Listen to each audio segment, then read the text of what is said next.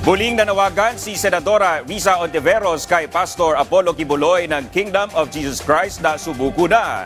Ayon kay Ontiveros, sumisikip na ang mundong ginagalawan ni Kibuloy, lalo na kapag nailagay na ito sa red list ng International Police.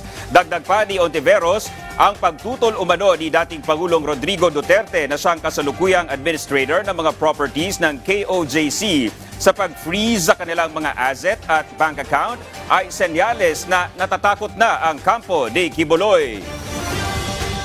Sumisikip na ang mundo niya, hindi lumuluwag. Kasi bukod dun sa 3 arrest warrant sa kanya dito sa Pilipinas, 2 mula sa Korte, 1 mula sa Senate, meron siyang 4 na tumatakbong kaso sa US. At kapag panalagay siya sa red list ng Interpol, hindi lang 1, hindi lang 2, pero maraming law enforcement authorities sa iba't ibang bansa ay maghahanap na sa kanya. So, inuulit ko yung panawagan sa kanya, tulad ng ibang fugitives, tulad ni Guo Huaping, to save us all the trouble, humarap na si Apollo Kibuloy sa mga akusasyon sa kanya.